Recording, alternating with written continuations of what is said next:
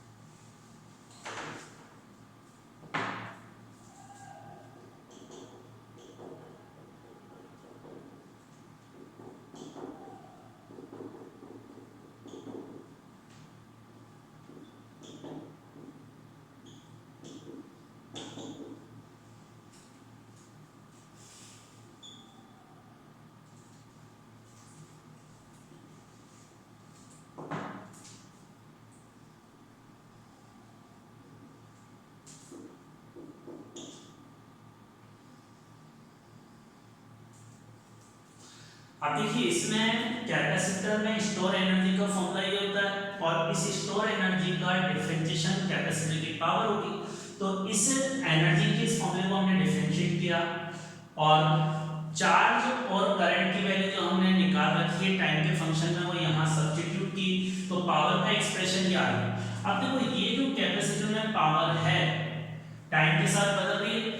अगर इसमें हम टाइम की वैल्यू 0 रखें तो e की पावर 0 जो होती है 1 के बराबर होती है, तो यहाँ e की पावर 0 1 माइनस 1 पूरी टर्म 0 हो जाएगी, तो पावर 0 आ रही है।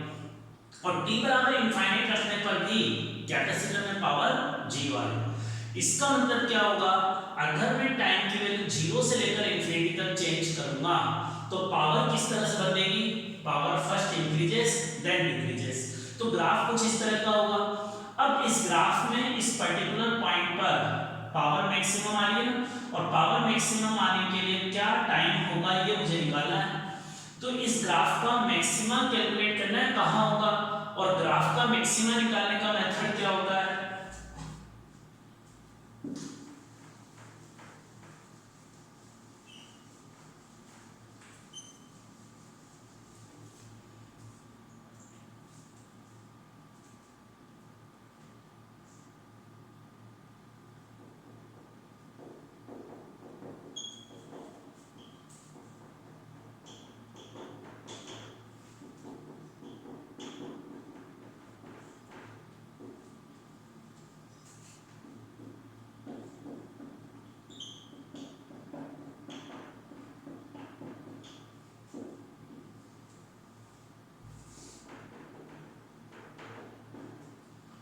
अब देखिए अगर हम इस वैल्यू का मैक्सिमा या मिनिमा निकालना चाहते हैं तो इसका फर्स्ट डेरिवेटिव 0 होना चाहिए। तो इसका फर्स्ट डेरिवेटिव फर्स्ट के बाद एक बार डिफरेंशिएशन 0 के बराबर करा, इसको एक बार टाइम के रिस्पेक्ट में डिफरेंशिएट करके 0 के बराबर रखेंगे और सॉल्व करेंगे तो e की power this is equal to half ये एक्सप्रेशन आएगा। इसमें दोनों तरफ लॉगरिथम लेकर सॉल्व करोगे तो लिख सकता हूं टाइम की वैल्यू। तो इस पर्टिकुलर टाइम पर पावर मैक्सिमम होगी। अब देखो पावर मैक्सिमम होने के लिए क्या आ रहा है, इस e की पावर की वैल्यू हाफ आ रही है ना। अब इस क्वांटिटी की जगह हाफ रखोगे, हाफ को 1 में से सेपरेट करोगे तो 1/2 इस ब्रैकेट की जगह आएगा, और यहाँ पर भी 1/2 लिखोगे तो 1/2 इंटू 1/2 1/4 हो जाएगा। तो ये एक्सप्रेशन आ गया। तो मैक्सिमम पावर की वैल्यू इसके बराबर होगी और ये इस टाइम पर होगी। और यहाँ आप जानते हैं टाउ का मतलब क्या होता है, r इंटू सी, टाइम कांस्टेंट हम इसको कहते हैं। तो इस पर्टिकुलर टाइम पर पावर की value maximum minus Q not. अब देखिए अगला ये है डिस्चार्जिंग ऑफ कैपेसिटर। कैपेसिटर को हम बैटरी से चार्ज करके लाए, अब हमने बैटरी को रिमूव कर दिया और रेजिस्टेंस से जोड़ दिया, तो कैपेसिटर में जो एनर्जी स्टोर होती है उसके कारण इस रेजिस्टेंस के अक्रॉस पोटेंशियल डिफरेंस आएगा, तो रेजिस्टेंस में से करंट फ्लो होगा, और रेजिस्टेंस में करंट फ्लो रहा है तो इसमें एनर्जी लॉस होगा, और वो एनर्जी लॉस आ कहां से रहा है? कैपेसिटर में एनर्जी में लॉस होने से। कैपेसिटर में इनिशियल में चार्ज है, उसमें एनर्जी है, अब वो धीरे धीरे डिस्चार्ज होता जाएगा तो उसकी एनर्जी कम होती जाएगी। तो हमारे इस क्वेश्चन का पहला पार्ट है, अभी t बराबर 0 पर स्विच ऑन किया है, ऑन करने के पहले कैपेसिटर की इस वाली प्लेट पर प्लस क्यू नॉट चार्ज है और इस वाली प्लेट पर माइनस क्यू नॉट चार्ज है। अब जैसे स्विच ऑन करेंगे सर्किट कंप्लीट होगा और इसमें करंट फ्लो होगा, और करंट फ्लो होने से कैपेसिटर की प्लेटों पर चार्ज कम होता जाएगा। तो मुझे ही बताना है कि t टाइम के बाद कैपेसिटर की प्लेटों पर चार्ज कितना होगा, ये हमें निकालना है। अब इसको निकालने के लिए हमें केवीएल लगाना होगा, तो केवीएल कैसे लगाते हैं उसको समझते हैं।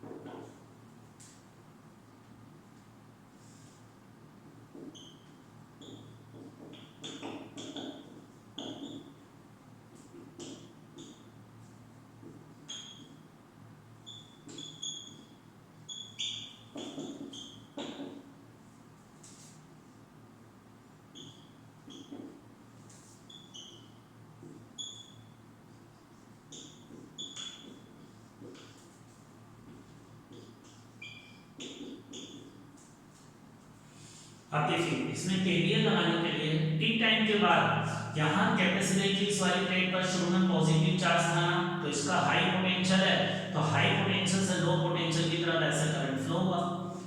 हाँ देखो करंट अगर इधर की तरफ जा रहा है तो इसका मतलब इस प्लेट में से पॉजिटिव चार्ज निकल रहा है, और इस पर शुरू में पॉजिटिव चार्ज था, अब इस पर से पॉजिटिव चार्ज निकलेगा तो इस वाली प्लेट पर पॉजिटिव चार्ज कम होता जाएगा। तो किसी टी टाइम पर इस प्लेट पर चार्ज घटकर क्यू रह गया। अब ये चार्ज क्यू रहने के कारण इसमें करंट ऐसे फ्लो रहा है, करंट इस तरह से जाएगा ऊपर की तरफ जा रहा है, तो ये प्लस एंड ये माइनस एंड, और पोटेंशियल डिफरेंस होगा I into R। अब इस वाले पूरे क्लोज लूप में केवीएल हम लगा देंगे। केवीएल को अप्लाई करने के लिए इस ए पॉइंट को हमने रेफरेंस माना, और यहाँ ए पॉइंट से स्टार्ट हो रहे हैं क्लॉकवाइज डायरेक्शन में, तो यहाँ से आगे बढ़ूंगा तो प्लस से माइनस जाऊंगा तो q बाई सी को नेगेटिव लिखूंगा तो माइनस q बाई सी, फिर यहाँ माइनस से प्लस जाएंगे क्लॉकवाइज में, हम इस लूप में मूव कर रहे हैं, तो माइनस से प्लस जाएंगे तो इस वाले पोटेंशियल डिफरेंस को पॉजिटिव इज इक्वल टू 0। इसमें बैटरी तो है ही नहीं, ये एक्सप्रेशन आ गया। अब देखो यहाँ करंट का फॉर्मूला होता है dq बाई dt, जो हमने चार्जिंग वाला कंसेप्ट पढ़ा था उसमें करंट और चार्ज में रिलेशन में यहाँ माइनस के लिए तो प्लस लगाया था, क्योंकि चार्जिंग में टाइम के साथ कैपेसिटर की प्लेटों पर चार्ज Q बढ़ रहा था, लेकिन यहाँ कैपेसिटर की इस प्लेट पर जो चार्ज Q इस इंस्टेंट ऑफ टाइम पर है ये टाइम के साथ क्या होगा डिक्रीज, तो नेगेटिव साइन ये रिप्रेजेंट कर रहा है कि चार्ज टाइम के साथ डिक्रीज हो रहा है। अब ये करंट की वैल्यू यहाँ रखकर इसको हमने इंटीग्रेशन कर दिया, क्लियर है। इंटीग्रेशन में यहाँ टाइम के रेस्पेक्ट में कर रहे हैं तो टाइम की लिमिट रखेंगे, यहाँ चार्ज के रेस्पेक्ट में कर रहे हैं तो इनिशियल में कैपेसिटर की प्लेट पर चार्ज Q नॉट था, t टाइम के बाद घटकर Q रह गया। अब माइनस RC कांस्टेंट है, इसको इंटीग्रेशन से बाहर ले गया, 1/x का फॉर्मूला लग जाएगा ln x और उसमें लिमिट रख दी, dt का इंटीग्रेशन t हो गया।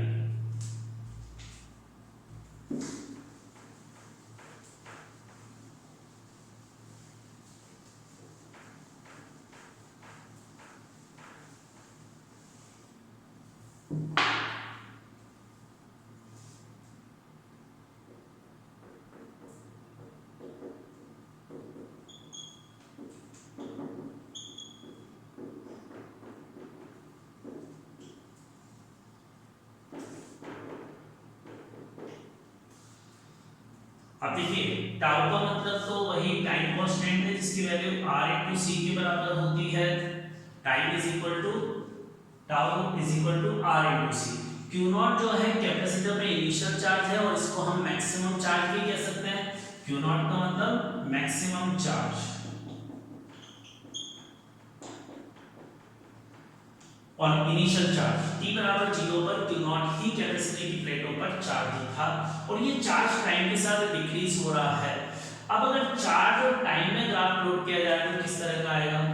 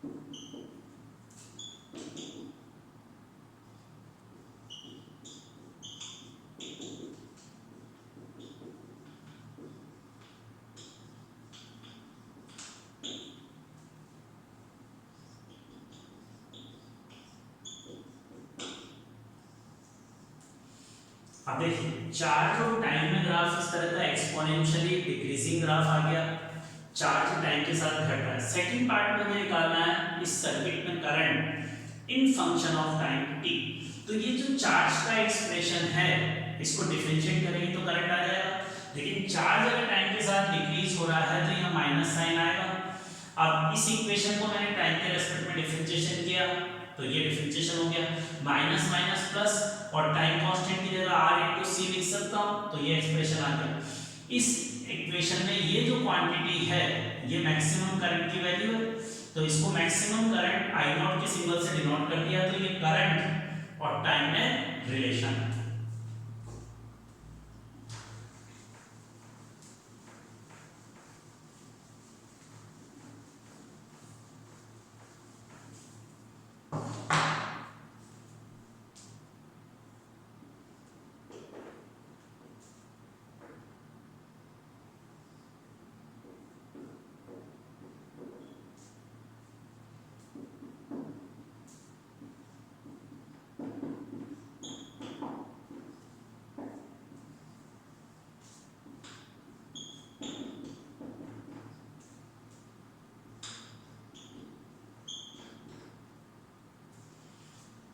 अब देखिए करंट और टाइम में अगर रिलेशन निकालना हो तो ये ग्राफ इस तरह का होगा, करंट भी टाइम के साथ डिक्रीज हो रहा है, डिस्चार्जिंग में करंट और चार्ज दोनों टाइम के साथ डिक्रीज होते हैं, जबकि चार्जिंग में करंट तो डिक्रीज होता है लेकिन चार्ज इंक्रीजिंग होता है।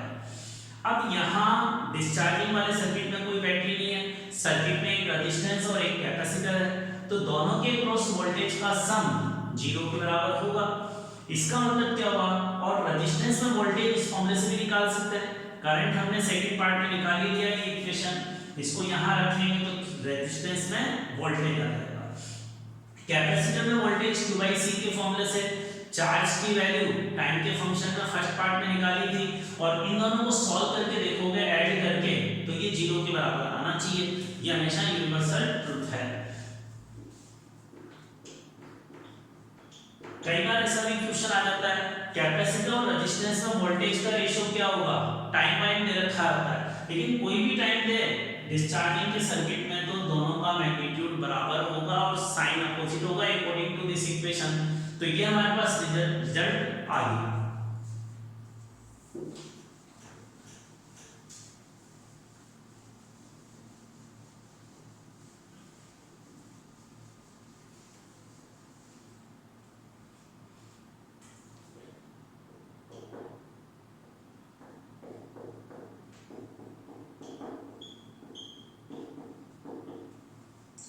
अब देखो कैपेसिटर में एनर्जी स्टोर निकालनी हो तो Q²/2C और Q की वैल्यू तो हम फर्स्ट इक्वेशन से सॉल्व करके ले आएंगे, तो इससे कैपेसिटर में स्टोर एनर्जी आ जाएगी और इसको डिफरेंशिएट करो तो कैपेसिटर में इस सिचुएशन में पावर हमारे पास कैलकुलेट होगी। इस तरह से ये मतलब है।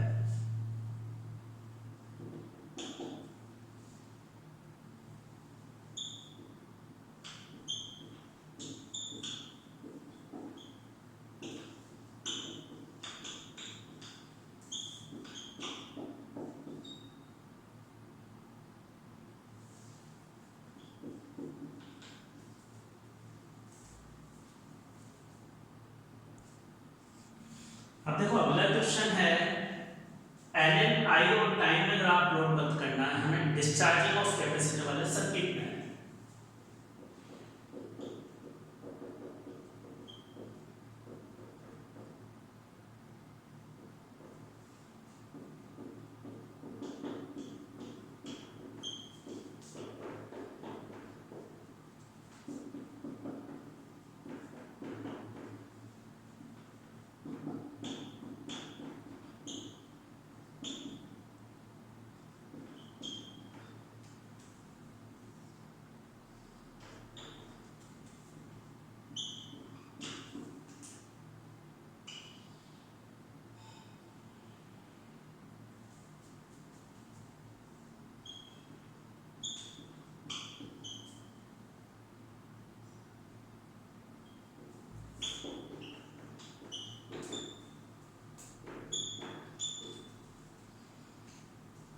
अब देखिए इसमें मुझे ये डिस्चार्जिंग में करंट और टाइम के बीच रिलेशन होता है।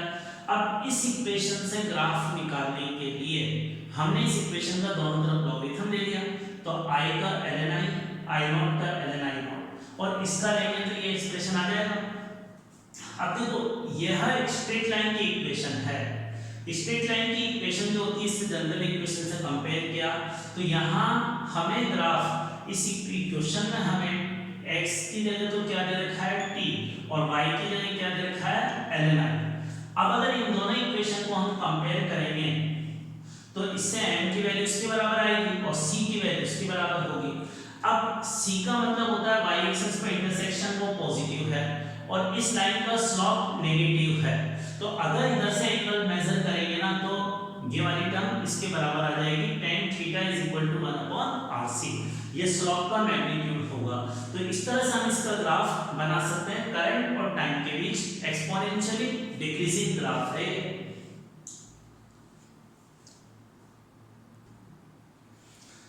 अब देखिए इस क्वेश्चन में इक्विवेलेंट कैपेसिटेंस बताना है between A and B point and all capacitors are identical, C के बराबर है और टोटल कितने कैपेसिटर इस एक ग्रुप में 4 है और ऐसे 4 ग्रुप में तो 16 कैपेसिटर है और इन सारे कैपेसिटर का हमें इक्विवेलेंट निकालना है A और B के बीच में।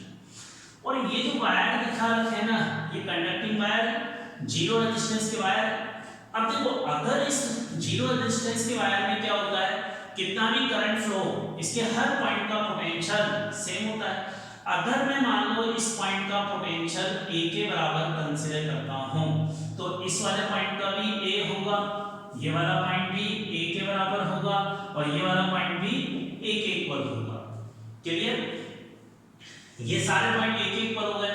अब इसके मतलब A के इक्वल होने का मतलब है ये दोनों पॉइंट का पोटेंशियल सेम है, तो इसको उठाकर इस पॉइंट पर रख सकता हूं, इस वाले कैपेसिटर का ये वाला पॉइंट उठाकर यहां रख सकता हूं, ये वाला पॉइंट भी यहां उठाकर मैं रख सकता हूं।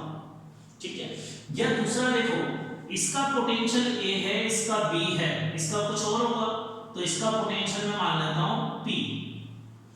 अब देखो यहां से ए और बी के बीच में पोटेंशियल मुझे इक्विवेलेंट निकालना है, तो इमेजिनरी बैटरी को ए और बी के बीच जोड़ूंगा। अब इमेजिनरी बैटरी से अगर कोई चार्ज यहां से फ्लो होगा तो उस चार्ज के डिवीजन से मैं कह सकता हूं कि अगर इस पॉइंट का पोटेंशियल P है तो इस पॉइंट का भी P के बराबर होगा और इस पॉइंट का भी P के इक्वल होगा और इसका भी P के इक्वल होगा। ठीक है, तो सारे कैपेसिटर इन तीन पॉइंट के बीच जुड़े हुए हैं A, B एंड P, और मुझे इक्विवेलेंट निकालना है A और B के बीच में, तो P को यहां पे मान लो। अब देखो ये वाला जो कैपेसिटर है किन दो पॉइंट के बीच जुड़ रहा है, A और P के बीच। ऐसे बताओ A और P के बीच जुड़ने वाले टोटल कितने कैपेसिटर है, 1 2 3 4 5 6 7 8 कैपेसिटर है ना। और ये सारे जो कैपेसिटर A और P सेम पॉइंट के दो पॉइंट के बीच जितने भी कैपेसिटर जुड़े होते हैं सब पैरेलल में होते हैं, और पैरेलल में अगर यहाँ 8 कैपेसिटर जुड़ रहे हैं तो उनका इक्विवेलेंट 8C होगा, उनका इक्विवेलेंट 8C के बराबर हो गया। अच्छा मैंने एक चीज गलत बोली थी, टोटल कैपेसिटर 16 नहीं है 12 है। ये चार कैपेसिटर मैंने दो बार काउंट कर लिए थे तो ये माइनस करेंगे तो 12 होंगे, तो 8 कैपेसिटर तो ये हो गए जिनका इक्विवेलेंट हमने 8C के बराबर लिख लिया। अब 8 के अलावा चार बचे ना ये वाले, एक ये है और एक ये है। ये वाला कैपेसिटर B और P के बीच जुड़ रहा है और ये भी P सेम, तो ये चारों सेम दो पॉइंट के बीच जुड़ रहे हैं P एंड B के बीच, तो ये सारे आपस में पैरेलल हैं तो इनका इक्विवेलेंट 4C। अब ये 8C एंड 4C मुझे इक्विवेलेंट A और B के बीच निकालना था, तो इमेजिनरी बैटरी को A और B के बीच जोड़ूंगा। तो अगर बैटरी यहां जुड़ी हुई है तो ये दो कैपेसिटर सीरीज कॉम्बिनेशन में, और सीरीज कॉम्बिनेशन में इनका इक्विवेलेंट क्या होगा, 8C into 4C divided by 12C।